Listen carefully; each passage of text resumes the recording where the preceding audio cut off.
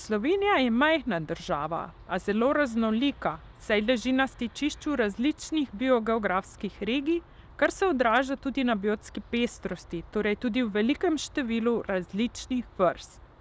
To velja tudi za metulje, saj je bilo na območju Slovenije opaženih in zabeleženih že skoraj 3700 vrst.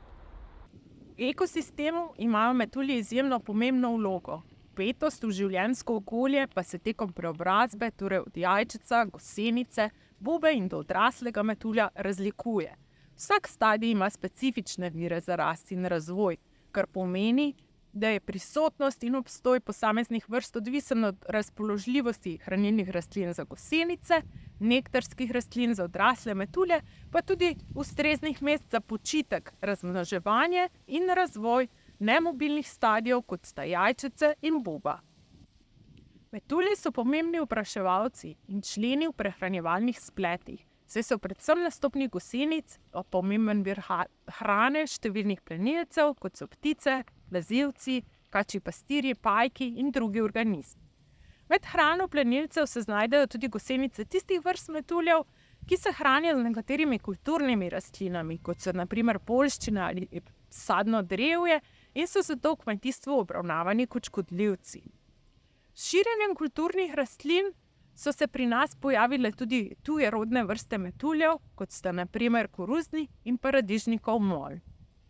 S širjenjem okrasnih rastlin pa se je pri nas pred dobrim desetletjem pojavil tudi pelargonijev bakrenček, čigar gosenice se hranijo v steblih pelargonij, in pa pušpanova vešča, ki je bila v Evropo prinesena iz Azije in se hrani na listih predvsem okrasnih grmov pušpanov.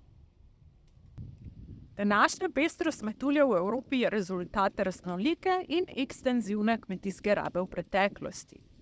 Vrstna pestrost dnevnih metuljev nekega območja je višja tam, kjer je več raznolikih vegetacijskih tipov. Ob tem je pomembna tudi velikost in razporeditev vegetacijskih tipov v prostoru. Vse to pa seveda pozitivno vpliva tako na vrstno pestrost, kot tudi funkcionalno pestrost metuljev in seveda drugih organizmov, kar je nujno za stabilno in nemoteno delovanje ekosistemov. Vzemimo na primer krajino, kjer se nahaja le peščica raznolikih kmetijskih površin, na primer intenzivno rabljeni in zgodaj košeni travniki in njive, brez strukturnih elementov, kot so na primer mejice, obrežna vegetacija, deli, kjer zastaja voda, površine posameznih zemljišč pa so zelo velike. V takšni krajini bomo našli le nekaj vrst metuljev, nizka pa bo tudi njihova številčnost.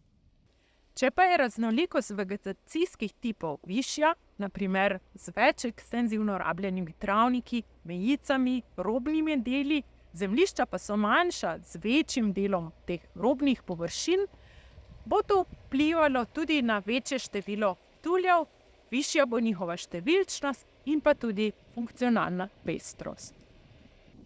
V takšni heterogeni in v večji meri ekstenzivno rabljeni krajini še vedno bivajo tudi ekološko specializirane vrste dnevnih metuljev, kot so barjanski okarček in metulji z rodu mravljiščarjev.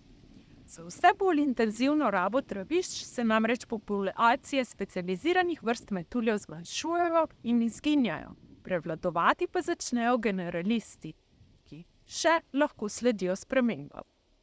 Na ekstenzivnih traviščih je namreč v primerjavi z intenzivneje rabljenimi več specializiranih vrst, ki so slabo mobilne in običajno zaradi tega tudi ogrožene. Na ekstenzivno rabljenih traviščih, ki so praviloma pozno in redko košena, namreč prevladujejo vrste z manj generacijami, običajno eno oziroma razvojnimi cikli na leto in takšne, ki prezimujejo v stadiju gosenic. Specialisti imajo tudi ozke ekološke zahteve, njihova učinkovitost pa je v optimalnih ekoloških razmerah večja kot pri generalistih.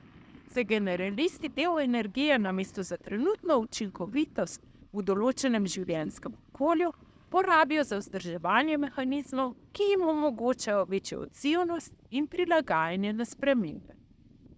Pri metuljih denimo takšna specializacija običajno pomeni le eno ali nekaj ožje sorodnih vrst ovipozicijskih rastlin, torej rastlin, kamor samičke odlagajo jajčeca, in larvalnih hranilnih rastlin, torej rastlin, s katerimi se prehranjujejo gosenice. Poglejmo si na primer travniškega postavneža.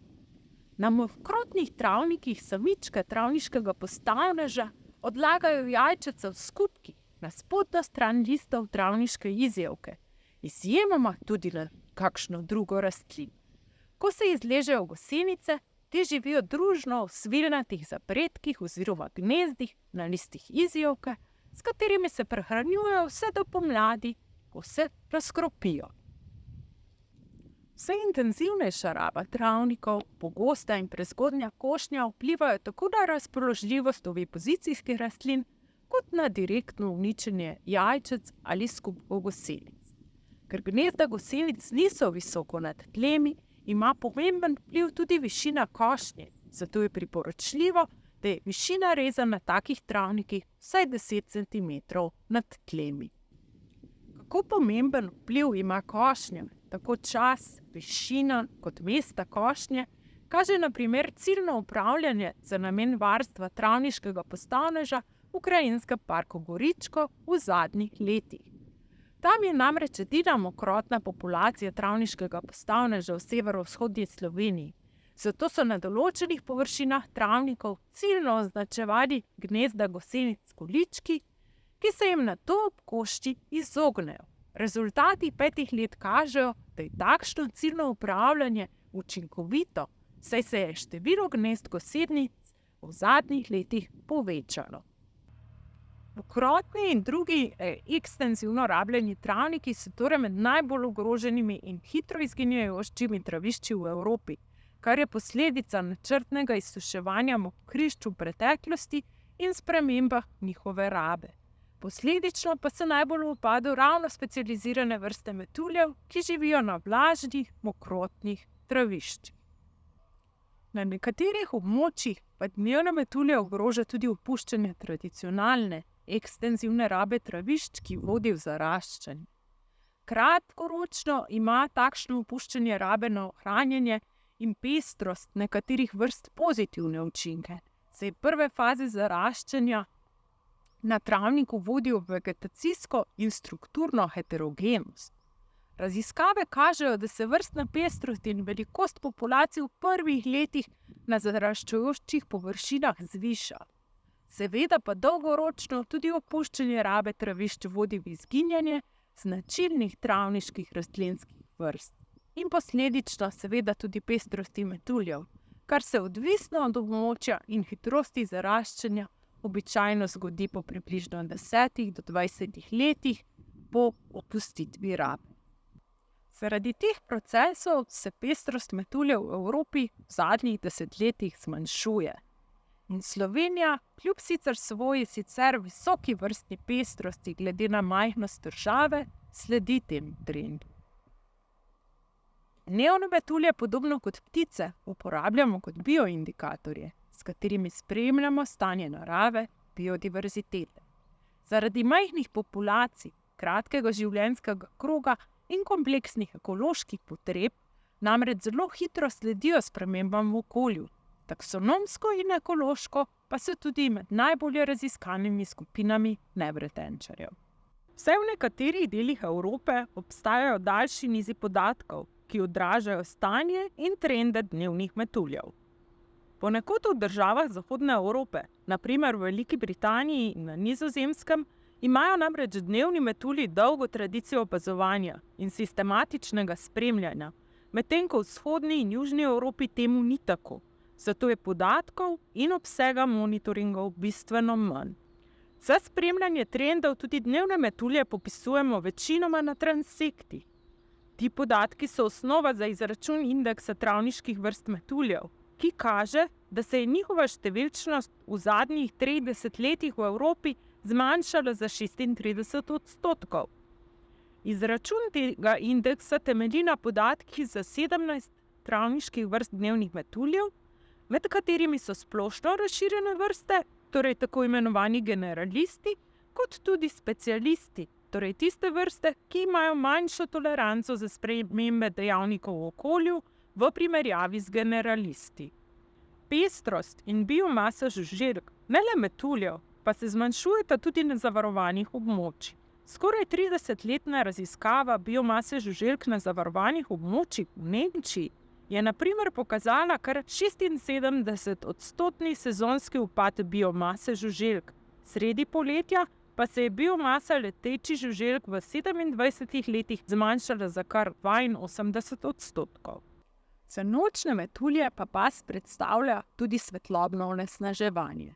Privlači predvsem ultravijolični in moder del spektra svetlobe, kar sicer lepidopterologi, strokovnjaki za metulje, s pridom izkoriščajo pri proučevanju nočnih metuljev. V času, ko priletijo na umetne vire svetlobe, prenehajo z iskanjem hrane in prehranjevanjem in so zaradi bližine svetil in zbiranja na teh mestih bolj izpostavljeni plenilcem.